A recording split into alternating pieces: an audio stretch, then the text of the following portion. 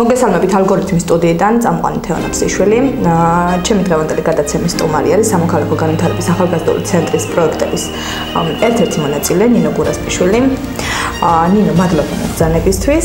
ჩვენი დღევანდელი გადაცემის თემა არის ახალგაზრდების როლი და ჩართულობა საქართველოს ევროინტეგრაციის პროცესში.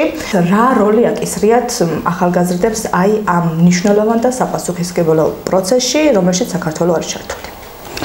ზოგადად მე ვფიქრობ, რომ ახალგაზრდების კონტინგენტი არის ყველაზე ბირთვული ძალა ამ პროცესში, იმიტომ რომ ჩვენ ვამოძრავებთ ყველაფერს, ჩვენ ვასწავლით სხვა თაობებს საქმიდან გამომდინარე, უფრო ახალგაზრდა, უფრო ასაკოვან თაობებს.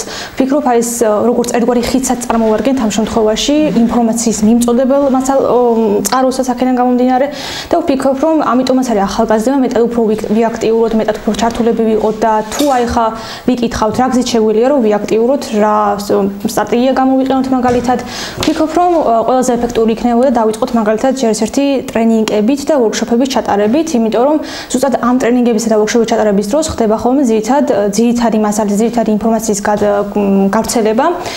მაგალითად მედია წიგნიერებაზე საუბარი, რას ნიშნავს მედია წიგნიერება, იმიტომ რომ ვიცით რომ ბევრმა ახალგაზრდამაც და განსაკუთრებით რეგიონებიდან არ იცის რას ნიშნავს მედია წიგნიერება, ამაში ცუდი არაფერი არ არის, პირიქით ჩვენ გვჭირდება რომ განვანათლოთ სხვა ახალგაზრდების საქმიდან გამომდინარე. მაგალითად შევასწავლოთ მედია წიგნიერების უნარები, რაში დაგვჭირდება, ხო ზოგადად რატომ არის საჭირო. პირველ რიგში კრიტიკული აზროვნების განვითარებისათვის, ასევე იმისთვის, რომ გავიგოთ, რომ თურმე ჩვენ შეგვიძლია ავაკონტროლოთ ჩვენი საინფორმაციო სივრცე, ალგორითმები, ასევე შეგვიძლია დაუშვათ და გავიგოთ მიღებული ინფორმაცია სანდო, არ არის სანდო, ამისთვის დამხმარე აპლიკაციებიც არსებობს და შესაბამისად არ არის თქვა ყველაფერი ცუდი ასე და შეგვიძლია ვიბრძოლოთ დეზინფორმაციის წინააღმდეგ. უბრალოდ ამას სჭირდება ცოდნა. და აი ცოდნა როცა გაქვს, ამ შემთხვევაში ხარ შეიარაღებული. ვფიქრობ, გარდა ტრენინგების და ვორქშოპებისა, საჭირო არის რომ ცოტა სამხიარულო ესეთი ინოვაციური ნაბიჯებით შემოვიტანოთ, მაგალითად კვიზები, ასევე კომპიუტერული თამაშებიც, აი ზოგადად იმ პროექტის ფარგლებში, რომელშიც მე ვიყავი ვილნიუსში, ესეთი ერთგვარი мотиваციაც კი მომეცა, იდეა დაუშვათ, არ ვიცი რამდენად შევლებ მომავალში ამ იდეის განხორციელებას, შევქმნა ესეთი ვიდეო თამაში, რა თქმა უნდა, ამჭირდება ტექნიკური პროფესიონალების ამ კუთხით, რომ დაუშვათ რაღაც გარკვეულ ლებელებს რომ გაივლი, ანუ დონეებს, იმ დონეების გავლის შემდეგ გაიარე ერთი დონე და შემდგომ მიიღე საჭირო ინფორმაცია. დაუშვათ, აი პირველი დონე გაიარდა, რას ნიშნავს მედია წიგნიერება. შემდეგ მეორე დონე გადალახე და რას ნიშნავს დაუშვათ დეზინფორმაცია და მე ხერხები და ასე ამაღლდება. ვფიქრობ, საკმაოდ საინტერესო არის. ასევე შემიძლია დაუშვათ აი ვფიქრობ ტრენინგებზე ხშირად კვიზებიც გამოვიყენო ხოლმე, იმიტომ რომ ახლა ვიეგმავ ერთი ტრენინგი ჩავატარო ამ კუთხით ჩემს უნივერსიტეტში, რადგან წამოვიდა საკმაოდ დიდი ინტერესი ჩემი კურსელებისგანაც, ასევე ჩემი ლექტორებისგანაც და გამიჩნდა იდეა რატომაც არა. და შესაბამისად ვფიქრობ, აი ეს კვიზები და საინფორმაციო თამაშები და გამოცდილება ასეთი კუთხით გაუზიარო ჩემს აუდიტორიას. ძალიან კარგი იდეა გაქვს, იმედი მაქვს მალე მოიყვანს ის როლეში, რაც დაგვეხმარება ევროინტეგრაციის პროცესის კიდევ უფრო დაჩქარებაში. ისაუბროთ დეზინფორმაციაზე და ყველამ ვიცით, რამდენად მოწყვლადები არიან საქართველოში სამწუხაროდ ახალგაზრდებიც აი ამ დეზინფორმაციასთან მიმართებით და როგორ ფიქრობ? დანარჩენ ახალგაზრდებს, ვისაც შეუძლია რომ ბრძოლა გამოუცხადოს, რა ხერხები და რა გზები შეუძლიათ გამოიყენონ ამისთვის.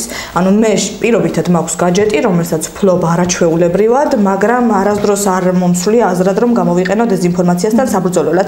აი თუნდაც ეს ერთი ნივთი მობილური, რომელიც ყველა ახალგაზრდას აქვს და მეტწილად კი არა, უმეტესწილად ფლობენ ძალიან კარგად, როგორ შეუძლიათ გამოიყენონ აი ამ ბინძური კამპანიების წინააღმდეგ, რასაც de facto ხელისუფლება აწარმოებს ევროინტეგრაციის პროცესის განზრახ შესაჩერებლად.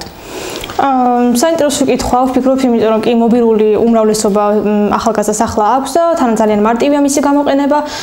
ვფიქრობ, მაგალითად, ყველაზე მარტივი დაუშვათ თუ არ გაქვს კვიზების ან თამაშების შექმნის შესაძლებლობა, არის დაუშვათ რაი პატარა პოდკასტების გადაღება, თუნდაც ბლოგის შექმნა, დაუშვათ ვიდეო თუ არ გინდა თუ არ გამოჩდე, მაგრამ წერა გეხერხება, დაუშვათ შეგიძლია შენი ბლოგი შექმნა Facebook გვერდზე, ცალკე ჩამოაყალიბო და ერთგვარი ჯერ დაუშვათ ერთ თემაზე დაწერო და საინტერესო ან სტატიების წერო, რატომაც არ შეგიძლია სტატიების დაწერო და ასე გააცნო აუდიტორიას გავრცელებული მითების შესახებ, ან იმ ბინძური კამპანიის შესახებ, რომელიც ვრცელდება სამწუხაროდ საზოგადოებაში, თქვა რატომ არის ის ბინძური კამპანია, რატომ რისთვის არის მიმართული, რომ რა დაუშვათ რა არის, რა იმის რა არის ჩამალური, ხო, რა არის მიზანი, რატომ უნდა თქვენი მოტყუება, ესეც შეგიძლია დაუშვათ მიანიშნო აუდიტორიას, რომ აი თურმე ამიტომ ეს დაგეხმარება აუდიტორიის ნდობის მოპოვებაში.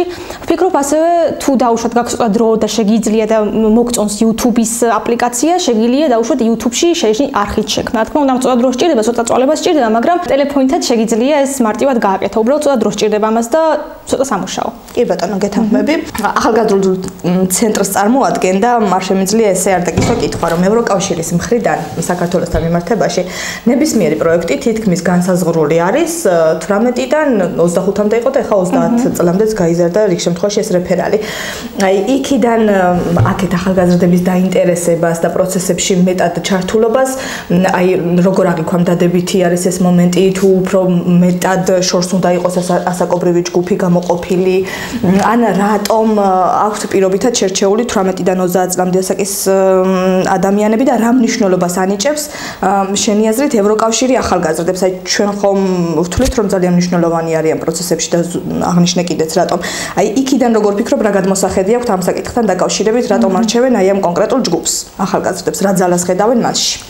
ვფიქრობ ეს ხო, აი ინვესტიცია არის ხო, რასაც დებენ კი ჩვენში ახალგაზრდებში და აი ამ ინვესტიციის განხორციელებას აი რა დადებითი მოლოდინები აქვთ იქიდან? აი თქვენ ახსენეთ რომ 18-დან 30 წლამდე დებენ ზოგადად რჩევენ ხოლმე ინტერვალი, იმიტომ ვფიქრობ ასე რომ ზოგადად საერთაშორისოდ მიჩნეულია რომ 18-დან 30 წლამდე არის კატეგორიის ახალგაზრდებად მიჩნევიან ეს კატეგორია და ვფიქრობ ისინი არიან ყველაზე ესეთი ძლიერი ძალა რომელსაც შეუძლია რაღაც ზემოქმედება გააკეთოს, ამიტომაც უნივერსალურ პროექტში მათზე აკეთებენ ხოლმე აქცენტირებას. თუმცა ჩემი პირადი აზრით ვფიქრობ რომ ზოგიერთ პროექტებზე ცოტა უნდა გაზარდონ ასაკობრივი მაჩვენებელი, იმიტომ რომ ჩემს გარემოსაში მე ვიცნობ ის ადამიანებს რომლებიც 40-50 წლის ადამიანებიც არიან, მაგრამ არიან ძალიან გასწავლული ჭკვიანი და ვფიქრობ მათ საშუალება უნდა მიეცეთ რომ უფრო მეტ პროექტებში მიიღონ მონაწილეობა, ამიტომ კარგი იქნება თუ ესეთი საშუალება გვექნება რომ მომავალ პროექტებში საქართველოს მიიღოს მონაწილეობა და ჩაერთონ უფრო ასაკოვანი ადამიანებიც ამათში. მოდი გამოცდილებაზეც კითხავ მოკლედ ძალიან ბევრ ახალგაზრდას მიეცა შესაძლებლობა ევროკავშირის დაფინანსებით ან თავისი საქმიანობა წამოეწყო, ან მიიღო განათლება, ან ჩაეტარებინა ტრეინინგები და მიღებული განათლება სხვებისთვის გადაეცა. აი განული პროცესებიდან რომ შევაფასოთ, თვლი თუ არა რომ ეს ჩადებული ინვესტიცია რაღაც ასპექტში გამართლდა, რაღაც ასპექტში არ გამართლდა და აი ერთ შემთხვევაზეც და მეორე შემთხვევაზეც რამე კონკრეტული მაგალითი თუ შეგიძლია რომ იმსჯელო. აი სადღაცას დაიხარჯა ენერგია და გვაქვს სამწუხაროდ გორშიც ხვდებით მსგავს ფაქტებს, დაიხარჯა ენერგია და ეს ენერგია როგორ ვთქვა, ტყუილი რესურსის ხარჯვა იყო. აი ესეთი მაგალითებით თუ შეგიძლია რომ მოგვიყვანო. საინტერესო კითხვა ახლა ვფიქრდი ამაზე რეალურად. ალბათ ჩემი პირადი გამოსახედიდან უფრო თბილისში ხდება ამ ენერგიის ამოქაჩვა, ანუ არის ხარჯება, იმიტომ თბილისში უფრო ძლიერია და უშუალოდ და ესეთი როგორ ვთქვათ, ოპოზიციური ძალების ძლიერებაც რა თქმა უნდა ასევე განწყობაც განსხვავებული არის, უფრო მეტად მებრძოლი თაობა არის თბილისში, რადგან ინფორმაცია ვრცელდება მარტივად, მისი ცირკულაცია ხდება და ამიტომაც ცოტა სხვანაირი ახალგაზრდობა არის თბილისში. ანუ იცი ხო, ანუ თბილისში უფრო მეტად იციან რისი დაკარგვის წინაშე ვდგავართ. კი და ამიტომაც ვფიქრობ რომ თბილისიდან წამოსული ახალგაზრდებში ალბათ შეიძლება თბილისში დავუშვათ პროექტები თუ ხორციელდება, ის შეიძლება არ არის ასე დავუშვათ არ მიდის ხოლმე ესე ნაგავს საყრელზე ეს ენერგია და ფუჭად არ იხარჯება ხოლმე. თუმცა ხო აი ეხა აღნიშნე ანუ მაგ პასუხით დაახლოებით დამეთანხმე რომ ყოფილა შემთხვევები რომ წასულა კი ტყუილად ანუ ეგ კი ბატონო ძალა ნაგავს საყრელზე. ზოგადად მე ვცდილობ დავუშვათ რაიმე შესაძლებლობას თუ ვხედავ ეგრევე გამოვიყენო და არა მარტო გამოვიყენო, არამედ გავავრცელო კიდეც შემდგომ საზოგადოებაში გავავრცელოს არამედ ტრენინგების ან ვორქშოპების დახმარებით, მაგრამ თუ ეს არ ხდება, მაშინ მე ხდება ინფორმაციის გაყინვა ერთ ადგილას, ანუ მისი ცირკულაცია ერთგვარი ციკლური პროცესი არ მიმდინარეობს, ამიტომაც ეს ენერგია რაც თქვენ თქვით, მე ფუჭად იხარჯება. ესეთი ორგვარი დამოკიდებულება ვამკვიდრებ. როგორ შეიძლება მოგვარდეს აღნიშნული საკითხი? რომ ჯგუფი, ანუ სეგმენტი ვიზეც ვის განათლებაშიც მეტი დრო და ენერგია უნდა დაიხარჯოს და თუნდაც ფინანსური რესურსი რაც ძალიან დიდი ოდენობით იხარჯება, როგორ უნდა შეირჩეს ჯგუფები სწორად. აი ნახეთ, მე ვფიქრობ რომ საქართველოს შიგნით აქვე გვაქვს შეცდომები დაშვებული რომ ვერ ვარჩევდით, ესე იგი პროექტების მონაწილეებს სწორად. ჩემი გადმოსახედიდან ნუ ფაქტი უკვე დადასტურებულად შეგვიძლია ვთქვათ რომ ცუდად მოხდა და რა შეიძლება გავაკეთოთ რომ მსგავსი შემთხვევები აღარ დაფიქსირდეს? პირველ რიგში აუცილებელია ანუ სწორად რო დაიხარჯოს მოკლედ რესურსი. კი.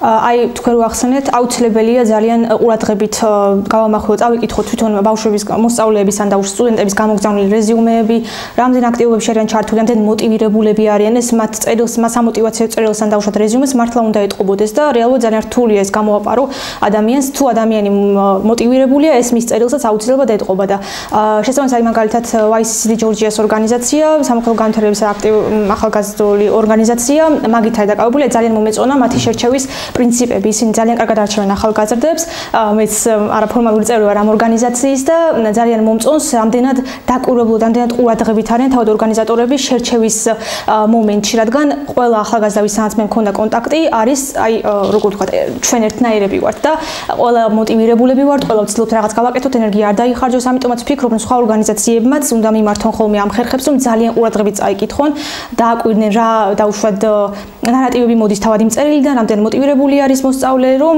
მიეცეს შანსი შემდგომ გავიდეს და თავისი ენერგია სწორ მხარეს დაახარჯოს. ბოლო კითხვასაც დაგისვამ, რას ეტყოთ იმ ახალგაზრდებს, რომლებსაც თუნდაც სოციალურ ქსელში სკროლვისას ბევრჯერ შეხვედრია ქვეყანაში მიმდინარე პროცესები, იცის რომ უკანონო პატიმრები გვყავს, მაგრამ ჯერჯერობით და იცის რომ ევროკავშირის გაწევრიანების საკითხი ძალიან დიდი კითხვის ნიშნის ქვეშ დააყენა დე-ფაქტო ხელისუფლებამ, მაგრამ ჯერ კიდევ ვერ და არ ჩაერთვნენ პროცესებში.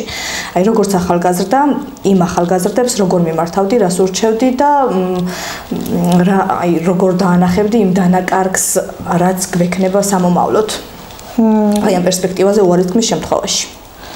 ვფიქრობ, აუცილებელი არის რომ გავიანალიზოთ რამდენად რთულ მდგომარეობაში ვართ. არ არის სახუმარო მდგომარეობა ეს. მე თუნდაც ახალგაზრდა ვარ თქვენსავით. შესაბამისად, მინდა რომ მთელი გულით და მთელი ჩემი გულწრფელი ადამიანურად მოგმართოთ რომ მართლა ჩაერთოთ ამ პროცესებში და არ უყუროთ ასე გულგრილად, იმიტომ რომ თქვენი მომავალზე მიდის საუბარი. როგორც უკვე ვხედავთ, ნელ-ნელა ჩვენ საქართველოს ქვეყანა ირიცხება უკვე სხვადასხვა პროგრამებიდან. ეს ნიშნავს იმას, რომ არ გექნებათ საშუალება შემდგომ ჩაერთოთ სხვადასხვა პროგრამებში. გაცვლით პროგრამებში Erasmus+ დაფინანსებას ვერ მიიღებთ და ეს თქვენ მომავალზე ძალიან ცუდად იმოქმედებს. აქედან გამომდინარე, თუ გინდათ რომ განათლებული ქვეყანა გქონდეთ და მომავალში ჩვენი ქართველი ერის რაოდენობა არ შემცირდეს, იმიტომ რომ ვიცით რომ მცირდება ნელ-ნელა 24 წლის მაჩვენებელი, მაგრამ 2020 წლის მაჩვენებელი რო ავიღოთ, ყველაზე დაბალი შობადობის რიცხვი არის რეალურად და ეს ნიშნავს იმას, რომ რაც უფრო წლები გადის, მით უფრო პატარავდებით, მით უფრო მცირდებით და საქართველოს როგორც ქვეყანა შეიძლება რამდენიმე აწრეული შემდგომ უკვე აღარ არსებობდეს და თუ გინდათ თუ თქვენი ქვეყანა გიყვართ და გეცოდებათ რომ ასე გაწყიროთ, ვფიქრობ უნდა ჩაერთოთ ამ პროცესში და რაი ნებისმიერი გზებით იმოქმედოთ. არ მოვითხოვ დაუშვათ რომ აუცილებლად გახვიდეთ და გაჯარიმონ. მოვითხოვ იმას რომ უბრალოდ გაავრცელოთ ინფორმაცია თქვენი ადამიანები თქვენს ირგვლივ დაუშვათ რაღაცნაირად გააქტიუროთ, აი ამხილოთ რომ დაუშვათ თქვენ ცდებით კი, ან მაგალითად გავუქმოთ ზოგიერთ გვერდებზე და-ფოლოვება მაგალითად რომ აღარ ნახონ იქიდან ინფორმაციები და სწორი ინფორმაციები მიაწოდოთ, ეგეც შესაძლებელია. ნებისმიერ გზით ძალიან კარგი იქნება თუ ამ პროცესში დაგვეხმარებით. კიდევ მინდა ვახსენო შენთან მითები, რომლებსაც დე-ფაქტო ხელისუფლება წლების განმავლობაში ატრიალებს ევროკავშირის შესახებ. დარწმუნებით მე ვამბობ, რომ არის მითები, მაგრამ საზოგადოების ნაწილს ასაღებენ და აყიდებენ როგორც რეალობას. აი 4-5 მითი თუ შეგიძლია გაიხსენო ესეთი ევროკავშირთან დაკავშირებით, რაც აქტიურად ტრიალებს და ვრცელდება და პატარა მაგალითებით გააქარწყლო, ასე ვთქვათ, ეს მითები. კი, რა თქმა უნდა, შევიძლია გამიხსენო, უფრო მეტიც კი რა თქმა უნდა. აი მაგალითად ყველაზე გავრცელებული მითი, ასაც ასევე ხშირად იყენებენ ხოლმე თავად ხელისუფლებაში, თავად მოსახლეობაში ხშირად ვრცელდება ხოლმე ეს მითი, არის მაგალითად ის, რომ ევროკავშირში გაწევრიანებით ჩვენ დავკარგავთ ჩვენს ეროვნულ იდენტობას. რა თქმა უნდა, ეს არის სრული სისულელი და სრული მითია, იმ კუთხით, რომ თუნდაც მაგალითად ავიღოთ ევროკავშირის წევრებს დავუკვირდეთ. საფრანგეთი, გერმანია, ხო, ბალტიის ზღვის პირა ქვეყნები, ესტონეთი, ლიტვა, ლატვია. ყველა ქვეყანას აქვს თავისი ტრადიცია, ყველა ქვეყანას აქვს თავისი ღირებულებები, თავისი ენა, აქედან გამომდინარე და თავად აი ყველა განსხვავებულია. არქიტექტურის სტილში შეგიძლია დააკვირდე, რომ გერმანიაში სხვა ტიპის არქიტექტურა არის, ბალტიის ქვეყნებში სხვა ტიპის არქიტექტურა შეიმჩნევა, ანუ ესეც კი თავისებური აქვს. აი მაშინ როგორ უნდა ვილაპარაკოთ იმაზე, რომ ევროკავშირი იდენტობას ართმევს რომელიმე ქვეყანას და ყველას თავისი იდენტობა აქვს და პირიქით ზოგადად ევროპელები საკმაოდ მკაცრად და მთელი შეძლებით იცავენ ხოლმე საკუთარ იდენტობას. ამიტომ შეუძლებელია ეს მითი რამაც სიმართლე ევროპელები არიან სინამდვილეში, ხო? კი, რეალურად ხო. იდენტობასთან მიმართებით კი. კი, ამიტომაც ვერავინ ვერ წაართმევს მათ ამ იდენტობას. პრეზიდენტობას. კიდევ ერთი გავრცელებული მითი რაც ხდება ხოლმე, ზოგადად კარგად შეისწავლეთ ჩვენი საზოგადოება. ეს არის რელიგიის საკითხები ძალიან ესეთი კაცრია და ძალიან ესეთი ჯერ კიდევ რაღაცნაირ ტაბუდადებულიც არის და არ ლაპარაკობენ ხშირად ამაზე, რომ ევროკავშირში გაწევრიანება აუცილებლად წაგვართმევს ჩვენს რელიგიას, რაც რა თქმა უნდა არის სრული სისულელე, იმიტომ რომ თვითონ თუ დავაკვირდები ძალიან ბევრი ევროკავშირის უნდა ქრისტიანია და თურქეთს პრობლემა იმის გამო ექნება, რომ იგი ქრისტიანი არაა და ამ ჯგუფში ვერანაირად ვერ ხვდება ხოლმე. ამიტომაც ესაც გამოირიცხა. კიდევ ერთ ეს ნარატივი რაც ვრცელდება ხოლმე, ასევე LGBTQ-ს ხშირად იყენებენ ხოლმე ამ თემატიკას მოსახლეობისთვის. იცი პაპუაშვილმა სულ გუშინ დაგვიანოს საფერადი. სულ მაგაზეც ხოლმე საუბრები არა და ეს არ არის რეალური პრობლემა, რადგან ახლა უნდა ვისაუბროთ, რადგან უნდა ვიბრძოლოთ, ქვეყანაში სიღარიბეა, ქვეყანაში სიღატაკე არის, ელემენტარულად რომ გაიაროს ადამიანების სახეს რომ დააკვირდე, ყველა უბედური არის და ფიზიკურად ძალიან რთულდება ხოლმე ასეთ გარემოცვაში ცხოვრება და პრობლემა არის სხვა და რეალურად ეს არის ასახვევი, თვალის ასახვევი არის LGBTQ თემატიკა არის თვალის ასახვევი მოსახლეობისთვის, რომ თითქოს ყველაფერი კარგად არის, არაფერი არ გვაწუხებს და მხოლოდ ერთი პრობლემა არის ფერადი სისარტყელისაგან.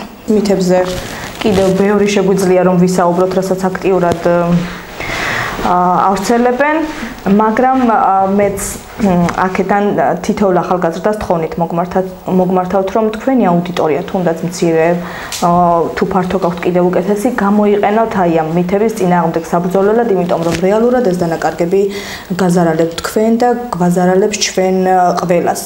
ეს დანაკარგი ეხება ეკონომიკასაც, ეს დანაკარგი ეხება განათლებასაც, თავდაცვასაც, უსაფრთხოებას, ჯანდაცვას, ყველა სფეროს ეხება, იმიტომ რომ ევროკავშირში გაწევრიანება ახირება არ არის, გვინდა გავწევრიანდეთ, იმიტომ რომ ვიყოთ უკეთესი სახელმწიფო, შემდგარი იყოს დაცული თითოეული მოქალაქის უფლებები და ნინომ აღნიშნა, რომ ჩვენ ვართ ინდივიდები და შესაბამისად თითოეული ვართ განსაკუთრებული და ეს განსაკუთრებულობა არის დასაცავი და არ ვიცი, იბრძოლეთ, ვიდრე გვიან არ არის.